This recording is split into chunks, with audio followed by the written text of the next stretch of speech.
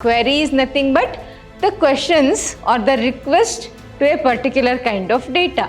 So graphical analysis helps the manager to digest the large volumes of data. What is the user interface subsystem is doing here? We have the user communicating with and commands the DSS through the subsystem.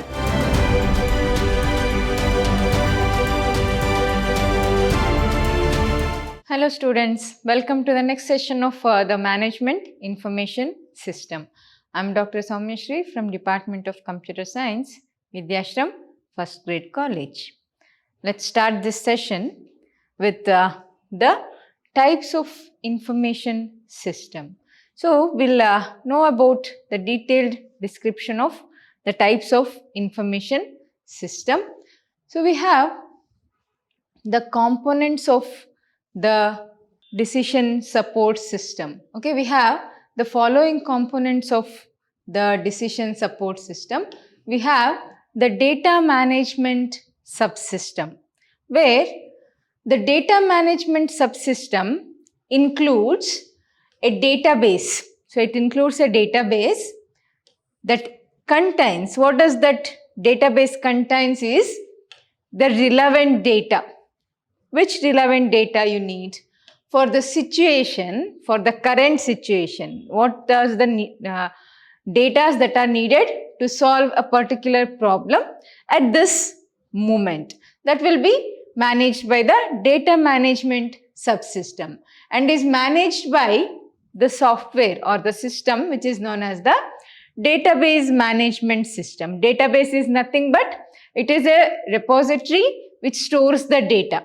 So database management system is a procedure or the process which manages the data that are stored in the database, like how to store the data, what type of data has to be stored, in which manner you have to store the data, and related constraints to the stored data. All will be managed by the software known as the database management system. Okay, the data management subsystem is composed of the below elements. One is the data management subsystems database. How do you store the data? Then the software, the data directory. The data directory is used to get the details of the data, like how we store the data, how you can access it, all those things, what kind of data has been stored in the database, how to access these things, all will be given in the details of the data directory, like a telephone directory which tells you the number, address of a person. In the same way, data directory gives you insight of what kind of data has been stored in the database and how it can be accessed from the database. Next is query facility. Query is nothing but the questions or the request to a particular kind of data. Suppose you want to know the payroll of all the employees of this month. You can ask a query to the database that give me the list of employees whose payroll has been given in the April month or in the December or in the January. On that you can have a payroll. Okay, so the payroll, the query is mainly about the requisition of the data. Query is a question that can be asked to the database management system. Now, what kind of data I need and how do you give me? How to get that data from the database? Query is asked to the database. I want this kind of data, you give me this data. That is called as the query facility. Okay, the main thing of storing the data is to store as well as access, isn't it? If you don't have the intention of accessing it further, you'll not be going to store those data, isn't it? So for accessing the data from the database, you need the queries or the questions to ask for a database management system. Okay, now let's know about the components of the DSS. Okay, the The model management subsystem or the DSS, this is a software package. The model management system is a software package that includes the financial, the statistical, management science or quantitative models. We know about the quantitative and qualitative type of data.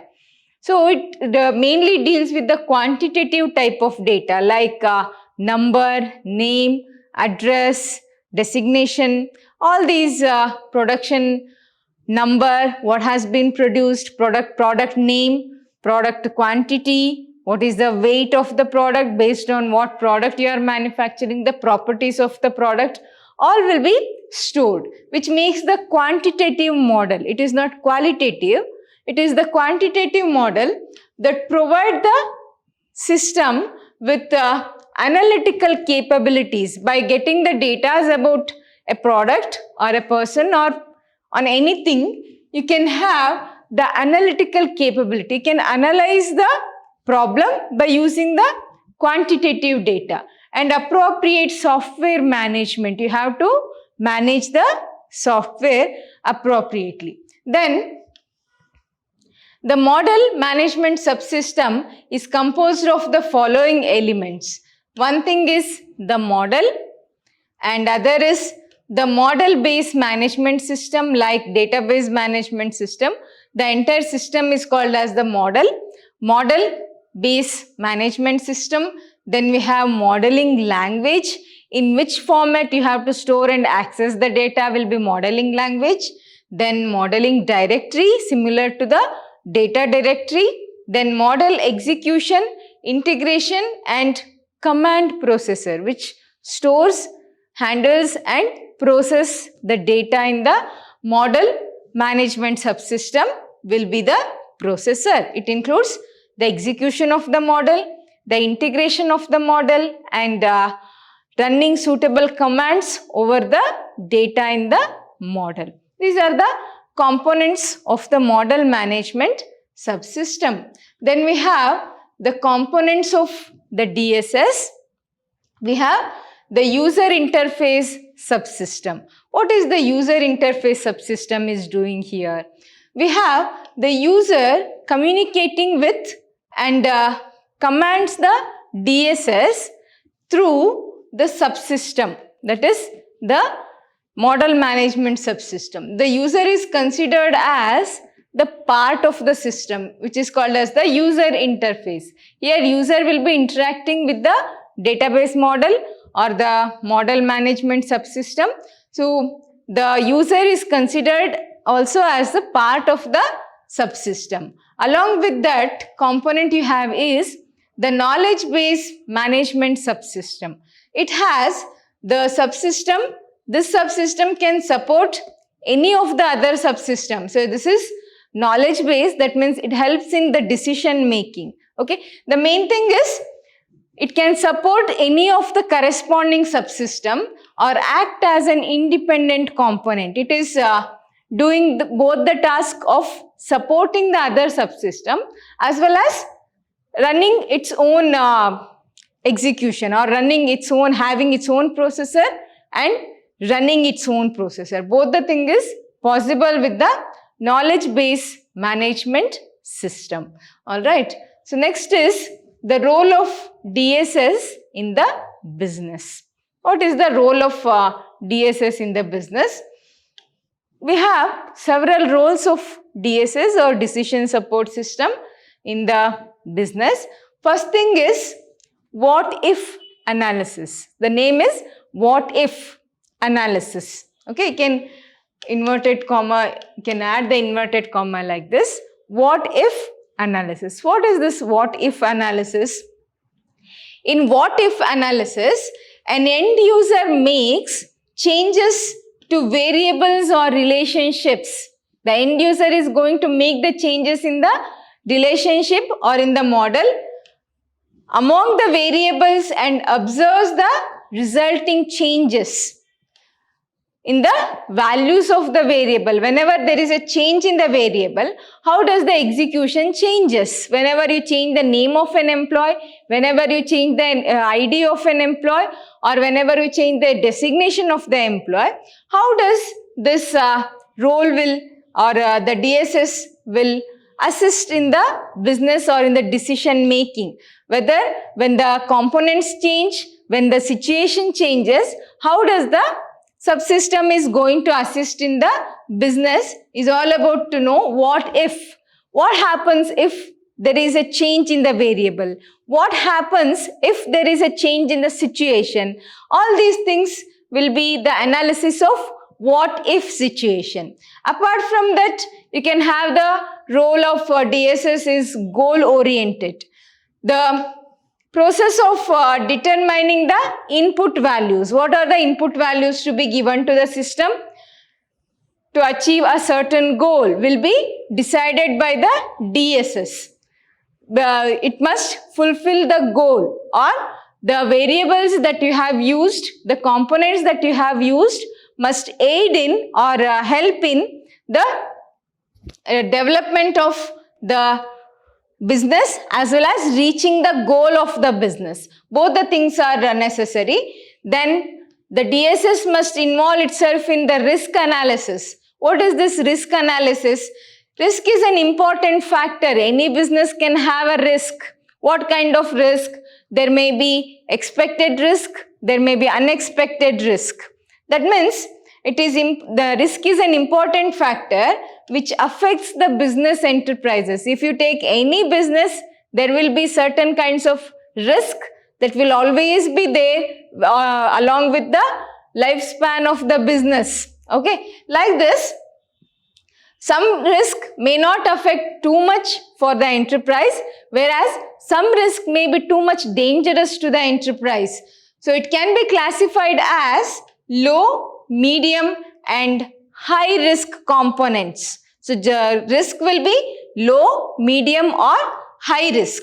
A DSS is mainly useful in medium and high risk environment because it helps you in taking a decision in case of the medium and the high level risk. When it is low level risk, the management itself can take the decision and can tackle the situation. When it comes to the medium and the high level risk in the business environment, it may be difficult to solve that risk by themselves. In such a case, the DSS is going to assist the top level management to tackle the medium and high level risk. Okay. Along with that, we have the building of the model. We know about the model subsystem. The DSS allows the decision markets to identify the most appropriate model for solving the most of the problems. So we need a general model which helps in having a model to reduce the risk as well as which helps in tackling or which helps in solving the risk in the business. Okay, it helps the decision market to decide on what kind of model is suitable for problem solving. Then graphical analysis. What is this graphical analysis is all about? So graphical analysis helps the manager to digest the large volumes of data. If you get a large volume of data or large chunk of data, how to handle such data will be decided or we have to be decided by the top level management. Who is going to assist this is the DSS. And it helps in visualizing the impacts of various actions in the business. What happens if I take this decision? What happens if I don't take this decision? There will be some confusion in the manager, in the mind of the manager, or manager may think that this may not work. There may be no confirm or there may be no specific solution for a problem in the business, maybe a new problem that has arisen. So manager what has to do is he has to take the decision. There is no one to assist him in the general system. But what does the DSS will do is, It will analyze how the help in analyzing or visualizing how does a particular decision will impact on the business or on the current situation or current problem. Okay, they recommend the use of graphical analysis. It is not mostly used. It is used only when there is a necessity of seeking a quick summary of data, a visualized summary of data. In such a case, you need not, you don't have time to read all the documents related to a problem. Now, what I expect as a manager is the data must be available in the form of a graphical symbol, graphical diagram, so that I can quickly catch the situation and take a quick decision in a business. Along with that, if there is a necessity of forecasting activities, if you need something to be forecasted, or if you need something to be planned for the next financial year or for the next 6 months, for the next half the year, you have to take the decision. In such a case, for forecasting the situations, what happens if I take this plan? What happens if I implement this strategy or if I implement this plan?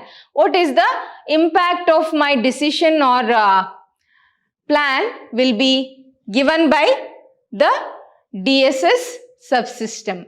Along with that, for detecting the trends over time, to detect the current demand of the market, what is there in demand in the current market, then composing the points and patterns at different variables. You have to draw a pattern, you have to draw a report from the documents. There are written documents, but the management doesn't have the time to look at those written documents. They have to quickly take a decision. So what we can do is, we can provide a pattern and a graphical symbol, graphical representation to give the quick summary of the transaction that has happened in the business. So that the DSS will help in getting assistance for all these tasks. Okay. Then we'll know about the applications that can be used in the DSS. What are the different applications that can be used in the DSS? The application of a DSS can be classified into 3 categories. One thing is independent problems. What are these independent problems? The independent problems are considered as the standalone problems or independent problems whose solutions are independent of the problems.